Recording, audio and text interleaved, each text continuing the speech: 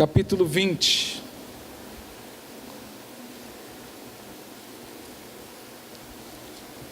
Quando a família começa a ser desvalorizada, vem a destruição. Quando a família começa a ser desvalorizada, vem a destruição. Mas eu queria que a gente parasse só um pouquinho nesse texto, lá em 2 Reis, a partir do capítulo 20, amém? 2 Reis, capítulo 20. E está dizendo o seguinte: naqueles dias adoeceu Ezequias de morte, e o profeta Isaías, filho de Amós, veio a ele e lhe disse: assim diz o Senhor, põe a tua casa em ordem, porque morrerás e viverás. Algumas versões bíblicas estão dizendo o seguinte, né? Ordena a tua casa, coloque as coisas no lugar, porque certamente morrerás e não viverás. Mas o tema mais forte é esse: põe a tua casa em ordem, amém? E só para a gente finalizar, para vocês entenderem o contexto, que diz o seguinte: então virou o rosto, né, para a parede e orou ao Senhor. Ezequias, né? Mandou alguém chegar na sua casa e falar isso: ó, irmão, ó, põe sua vida em ordem aí, porque daqui uma semana já era, né? Você já está mal, já está doente. E alguém chega para você e fala, né? Eu tinha um pastor amigo meu que tinha um problema sério com ele. Toda visita que ele fazia que a pessoa estava doente, na outra semana a pessoa morria, entendeu? Ele visitava lá para orar pela pessoa, a pessoa morria na mesma semana. Aí ninguém queria mais convidar o pastor para orar na casa dele, né? Entendeu? Não, pelo amor de Deus, o pastor vai orar, ora num dia, morre no outro dia, né? Tem outra lenda também, que os mais velhos vão dizer isso aí. Os mais velhos, né? Tá? Eu já ouvi isso aí muitas vezes. Falei assim: rapaz, a gente não sabe, né? Porque a gente não pesquisa, né? Mas eu não sei, mas parece que para fazer, obrigado Luquinhas, abençoe, mas parece que para aquele canal da Mancha, não sei se alguém já ouviu falar do canal da Mancha, aquele túnel, 50 quilômetros de túnel que liga a França à Inglaterra. Se eu não me engano, eu queria saber, mas morreu mais ou menos umas 2.000 pessoas, ou 1.000 e poucas pessoas, obrigado, para fazer o canal, entendendo? Morreram, as pessoas morrem, né? Então, barragem, por exemplo, a gente tem uma noção de quantas mil pessoas, não sei, que morreram na construção da Itaipu. Alguém aí sabe quantas pessoas que morreram na construção da usina Itaipu? Mas tinha uma lenda que toda vez que o padre ia lá benzer o pessoal, diz que acontecia um acidente. Aí o pessoal tinha medo, falou: gente, o padre veio benzer os funcionários aqui, daqui uma semana acontece um acidente, aí acontecia alguma coisa. Aí está igual esse pastor amigo meu, onde é que ele ia orar, se o camarada estava bom, piorava. Se já estava ruim, partia, né? Não tinha jeito. E foi mais ou menos o que aconteceu com o profeta, que foi usado por Deus naquele momento, né? O profeta Isaías foi lá e falou para Ezequias, o rei, falou: olha, filho de Amós, assim diz o Senhor, põe em ordem a tua casa, porque morrerás e não viverás. Agora eu vou falar a última, antes da gente ir para a palavra. Por incrível que pareça, já fiz muito velório na minha vida, já fiz alguns velórios. E por incrível que pareça, na maioria dos velórios que eu fui e que eu participei, que ajudei ali, quando eu ia pegar o histórico daquela pessoa que morreu, a sensação que todo mundo fala assim: rapaz, parece que o fulano sabia que estava indo, deixou tudo em ordem, deixou tudo certinho.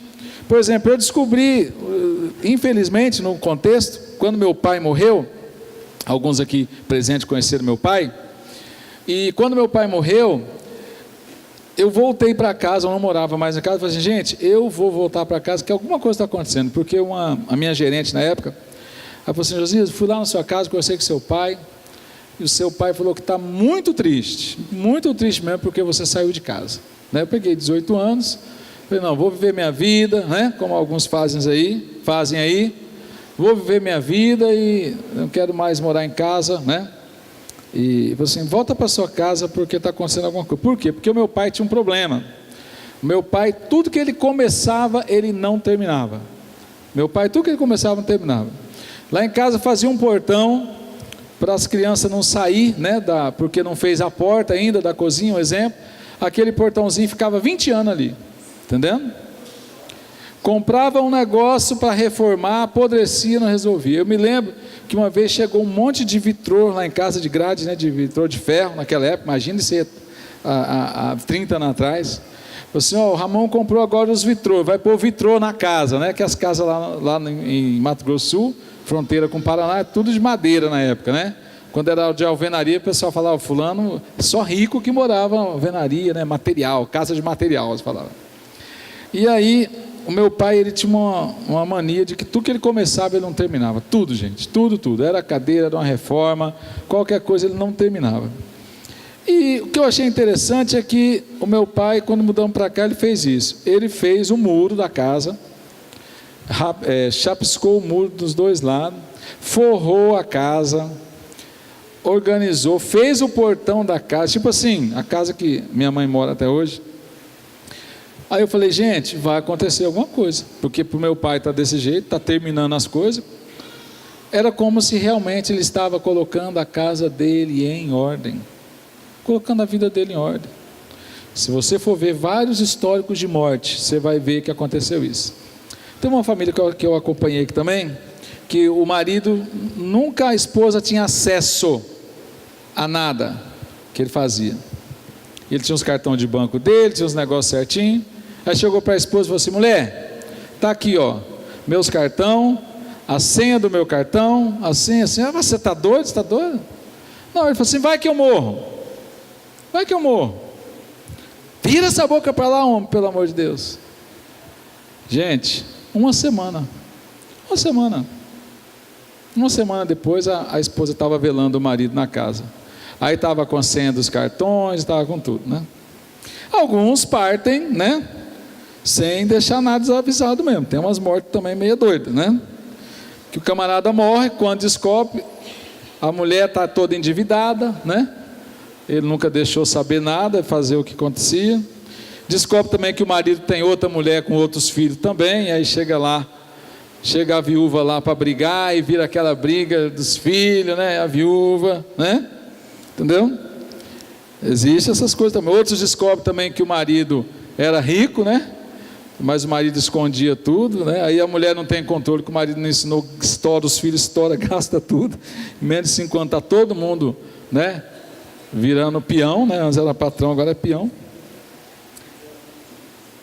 Mas quando a gente trata essa sequência, que o rei recebe esse recado de Deus, põe em ordem a tua casa, porque certamente morrerás e não viverás.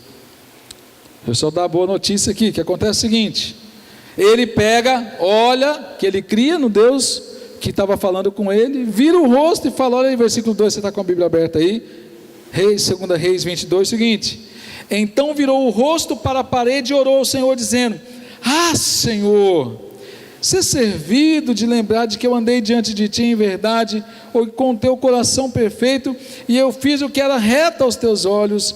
E chorou Ezequias muitíssimo. E sucedeu, pois, que não havendo Isaías ainda saído do meio do pátio, veio a palavra do Senhor dizendo, volte e dize a Isaías, chefe do meu povo, assim diz o Senhor Deus de Davi teu pai, ouvi a tua oração e vi as tuas lágrimas, e eis que te sararei, ao terceiro dia subirás à casa do Senhor. Versículo 6 agora, e acrescentarei aos teus dias 15 anos, e da mão do rei da Síria te livrarei, amém? E a ti esta cidade, e acamparei essa cidade por amor de mim, e por amor de Davi o meu servo, amém? Põe a mão no seu coração. Fala assim comigo: Senhor Jesus, que nesta noite o meu coração venha ser uma terra boa, uma terra pronta para receber a tua palavra, e que esta semente venha germinar, nascer, crescer e gerar fruto do teu Espírito Santo sobre a minha vida, sobre a minha casa e sobre a minha família. Amém? Ponha em ordem a sua casa, porque certamente morrerás. Por mais que essa palavra fala de um rei que põe em ordem a casa, mas como? Ele era rei. Se ele era rei, que problemas tem um rei, né? Que problemas tem um rei, e um rei que fazia o que agradava ao Senhor? Porque a Bíblia fala que ele chorou a Deus e falou assim: Senhor, eu tenho agradado o Senhor, eu tenho feito a sua vontade.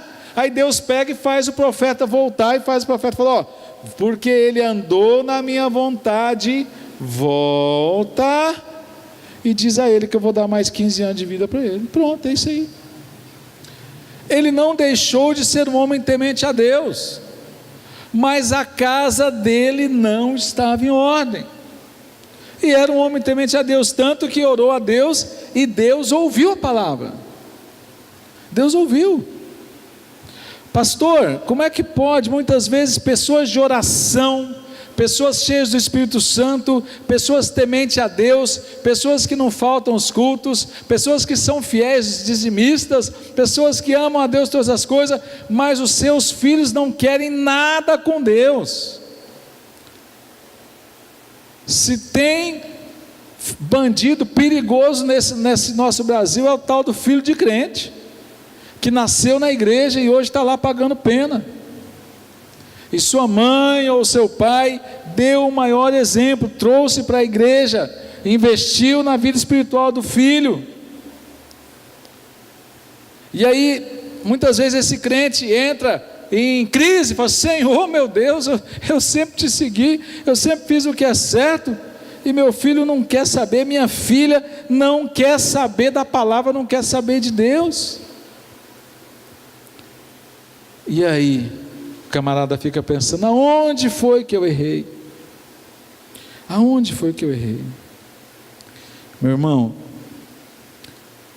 o que nós temos visto hoje são os nossos filhos, quando pega 18, lembra que eu falo que a idade perigosa é entre 16 a 18, né?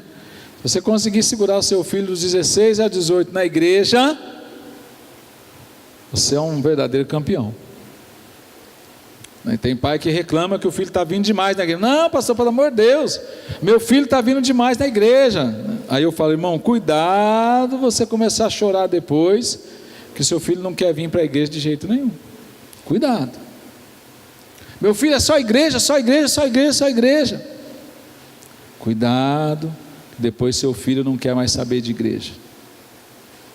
Não quer mais saber de Deus? Não, a semente está plantada. Mas o problema é que o desobediente, ele paga preço. O desobediente, ele paga preço de desobediência, não adianta. Independente se é filho do pastor, se é filho do missionário, se é filho da missionária, ou se é filho do mais simples irmão da igreja, aquele irmão que senta lá no último banco, que entra mudo e sai calado. Mas a essência é a mesma. Põe em ordem a tua casa. Quando o rei recebe essa palavra, traz para nós a questão da nossa casa em ordem hoje. O que nós temos que fazer? Por isso eu estou falando, para começar a nossa família, para começar a andar bem, a casa tem que estar em ordem, né? Você já teve a experiência de chegar numa casa onde não tem ordem, né? Onde está tudo bagunçado, né? Onde tem os cachorros dormindo em cima do sofá, as almofadas tudo no chão, o pessoal vai jogando roupa, não tem regra a casa, as paredes tudo sujas de pé, de bola, né?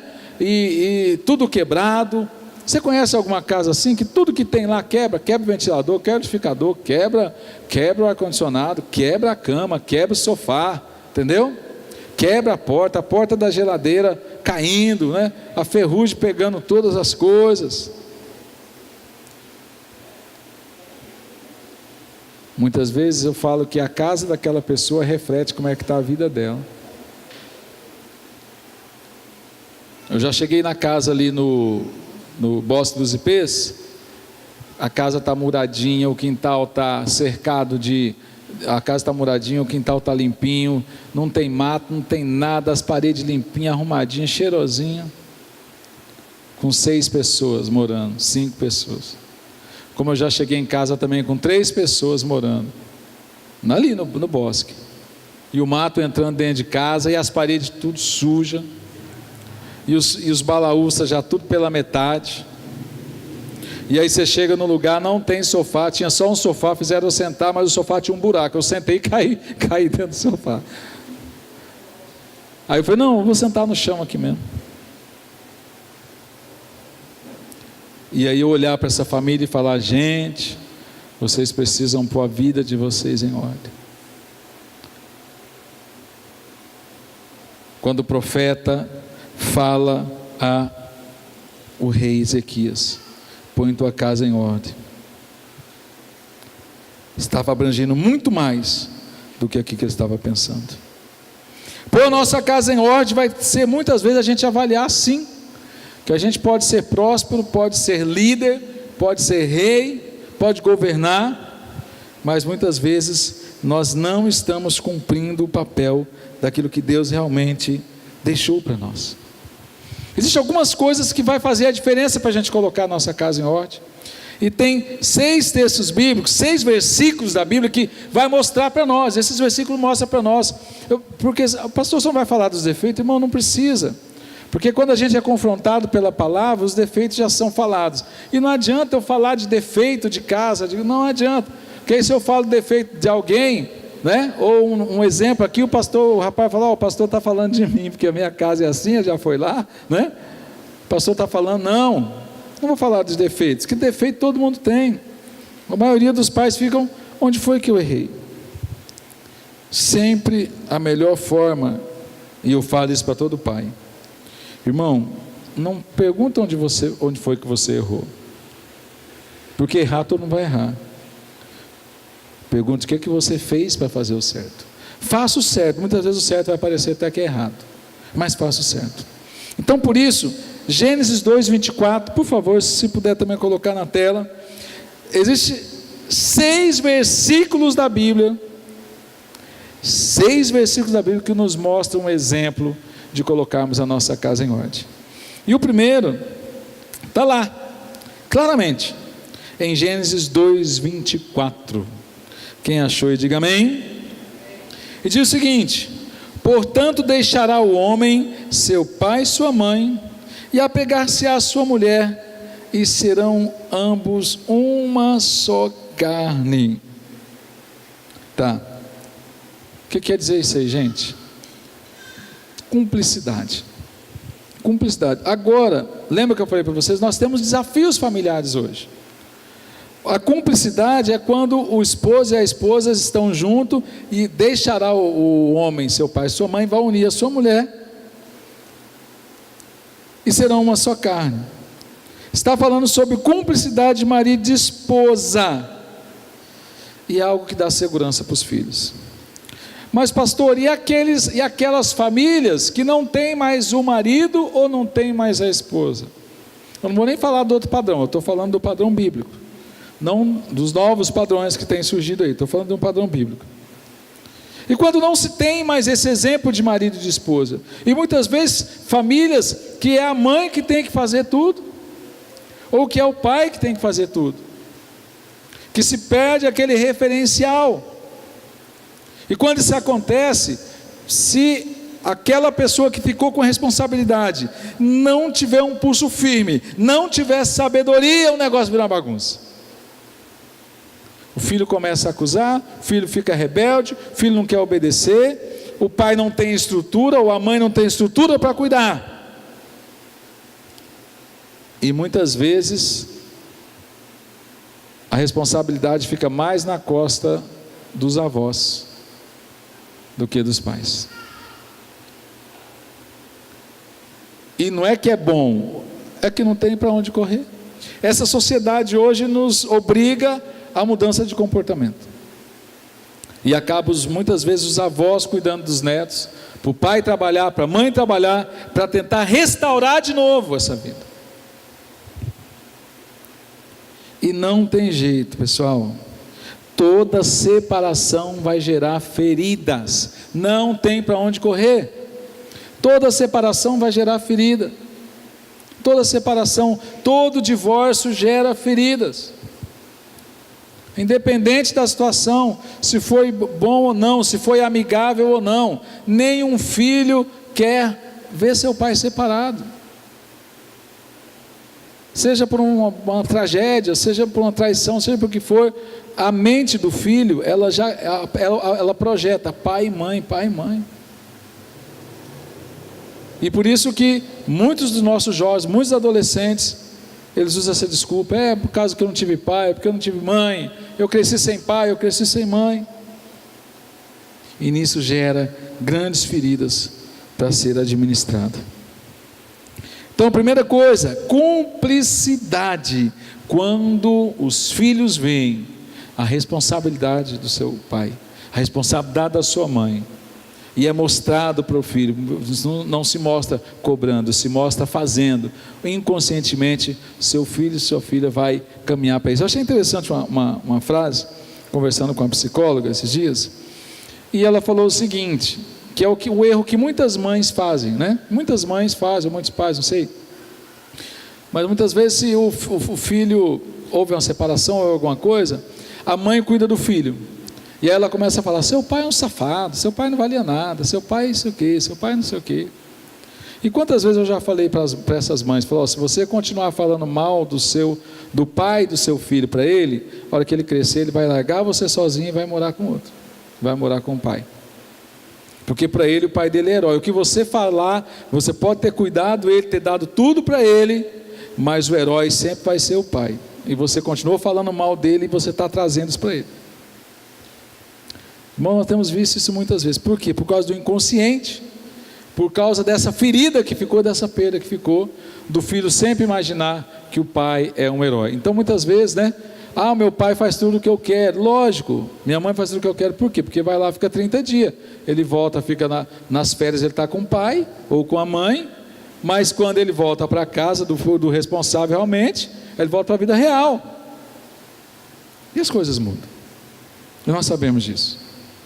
Então, toda separação ela vai gerar feridas. Então, pastor, como que nós trazemos isso para o reino de Deus? Para o reino de Deus se traz isso, quando a gente coloca esse propósito, fala, Senhor, nós precisamos de sabedoria, nós precisamos de aconselhar, e nós precisamos ser exemplo para os nossos filhos. Tem a receita, pessoal? Não tem receita. Caráter se aprende sim, mas se aprende vivendo. Agora, índole, predisposição, não tem segredo. Um amigo meu contando esse dia que ele teve 2 sobrinhos e os pais faleceram, e os 2 gêmeos foram morar com a avó. Os 2 gêmeos foram morar com a avó. Os 2 gêmeos receberam a mesma educação. Os 2 gêmeos foram para a igreja desde os 2, 3 aninhos de idade. Os 2 gêmeos ficaram na igreja até 14 anos. Quando deu 14 anos, um dos gêmeos falou, eu não quero mais ser crente, eu quero ser bandido. E o outro pegou e falou, não, eu quero ser crente, eu quero ser um pai de família, eu quero servir a Deus. A única referência que ele tinha era a avó. Hoje passou 28 anos, o outro com 14 anos falou, eu quero ser bandido, morreu com 22 anos, com um tiro na cara. E o outro, que falou, eu quero ser crente, eu quero servir a Deus, eu quero ser um homem de família, está casado, mora lá no interior do Paraná, tem 3 filhos, tem uma casinha, tem um carro, trabalha bem, está vivendo a vida, e hoje cuida da avó. 2 crianças que foram criadas da mesma forma, mas tiveram opção diferente. Pai, não se culpe quando você ensinar o que é melhor para o seu filho, mas ele escolher o que vai gerar morte para ele. Não deixe ele te culpar por isso, e as coisas vão acontecer. Então deixará o homem, seu pai e sua mãe, vai unir a sua mulher, fazendo dos dois uma só carne, trazendo cumplicidade. Agora Deuteronômio 6, versículos 6 e 7, vamos lá, Deuteronômio 6 e 7, cumplicidade, os filhos, a família colocando a casa em ordem, a cumplicidade está junto conosco. Deuteronômio 6, 7, quem achou, diga amém. Diz o seguinte, Deuteronômio capítulo 6, versículos 6 e 7, diz o seguinte, tá?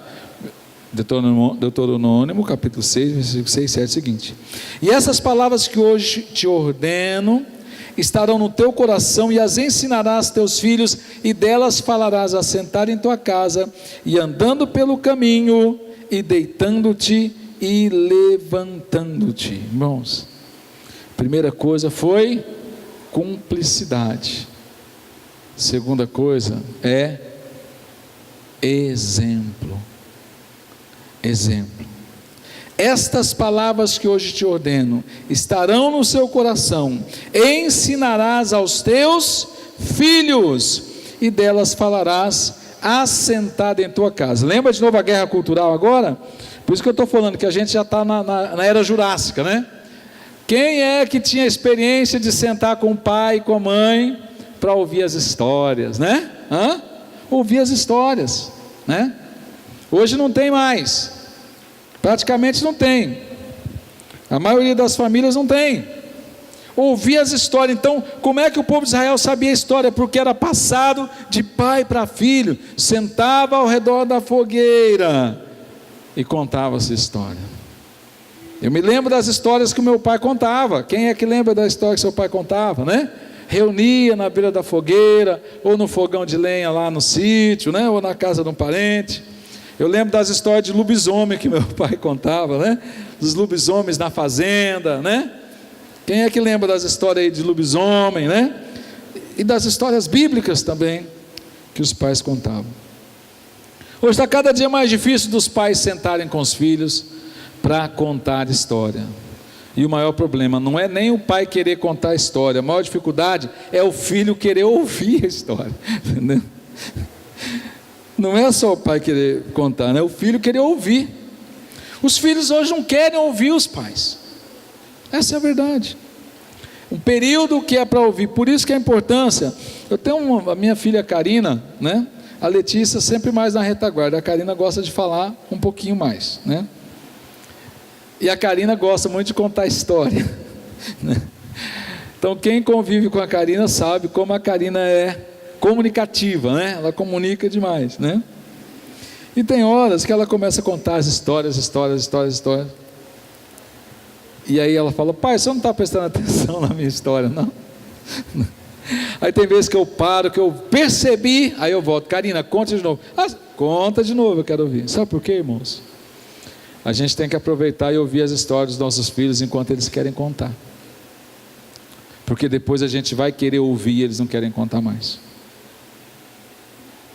Por isso, entenda isso, ainda dá tempo de consertarmos a nossa casa. Se não dá mais com os filhos, os netos estão aí muitas vezes para a gente fazer pelo menos 50%. Primeiro eu tenho que ter cumplicidade, depois eu tenho que ser exemplo.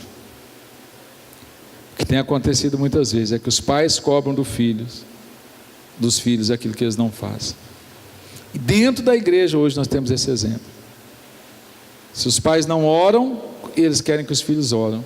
Os pais não leem a Bíblia, mas eles querem que os filhos leiam a Bíblia. Os pais não ensinam mais os seus filhos em casa, e na maioria das vezes eles só vêm na igreja, deixam os filhos para a igreja ensinar o filho. E ele muitas vezes não se sente exemplo para isso, para ensinar o seu filho, para entender. Tiago 1,19, então, cumplicidade, amém? Isso é muito importante. Cumplicidade, ser exemplo. E agora, uma frase famosa. Tiago 1,19. Quem achou comigo e diga amém. Estamos encerrando já, tá? E diz o seguinte: todo homem tem que ser rápido no ouvir, mas vagaroso no falar. E aí essa versão minha fala assim: tem que ser vagaroso no furor. Tem alguma frase assim? É isso mesmo. Meus amados irmãos, tenham em mente: sejam todos prontos para ouvir, tardios para falar e tardios para irar-se. Por que eu estou falando isso? Põe tua casa em ordem. Porque a maioria dos pais conseguem ferir e amaldiçoar os seus filhos na hora da raiva, na hora da ira. E pequenas coisas, gente, eu estou falando isso porque eu atendo muita gente e ouço muita história. Mas são as coisas que a gente fala com os nossos filhos na hora da ira, que muitas vezes pode gerar uma maldição na vida deles até a morte. E se nós não tivermos o Espírito Santo, não tivermos percepção para isso, nós vamos estar destruindo nossas vidas. E aí, por isso que o pastor precisa ser um pouco de psicólogo, um pouco de psiquiatra, né? Para conduzir esse negócio, senão as coisas não vão andar. Uma moça, que eu atendi ela muito tempo atrás, ela entrou numa crise profunda de depressão, e ninguém sabia o que acontecia, e me chamaram lá, e tinha aquele negócio do demônio, né? O pastor tem que chegar, se tem demônio tem que manifestar. Aí eu cheguei lá e falei assim: gente, isso aqui não é demônio, não, pastor José é fraquinho demais, o pastor é fraquinho demais. Pastor bom é aquele pastor que chega, ele sapateia o negócio, o bicho já pula lá. Eu falei: irmão, mas isso aí não é. E sabe por quê? Porque primeiro eu chamei a moça pelo nome, ela me ouviu. Segundo, eu perguntei por que ela estava naquela tristeza, e ela falou o seguinte: que uma vez ela ouviu o pai dela falar assim, que não tinha desgraça maior do que pai ver a sua filha casar grávida. Ele falou assim: não, para mim a desgraça maior da minha vida é se um dia uma filha minha fica grávida sem casar. Somente isso que ele falou. E o que aconteceu? O pai dela faleceu, né? E depois que ele faleceu, que ela, namorando, ficou grávida. E aquilo desencadeou nela uma depressão pós-parto, quase arrebentando com a vida dessa pessoa. Então nós pais, nós temos que tomar muito cuidado nesse contexto, daquilo que a gente fala para o nosso filho. Lembra que eu falei? Está pronto para ouvir, demorado para falar, pensar mais um pouco, e mais tardio ainda para irar contra os nossos filhos. Mas pastor, aquilo que eu falei do meu filho aconteceu. Também tem que tomar muito cuidado para você não evitar de falar a verdade para o seu filho, porque o problema muitas vezes, olha aí, ó, meu pai falou, aconteceu. Não, a Bíblia fala que filho desobediente aos pais, vai acontecer o quê? Vou pular no próximo texto.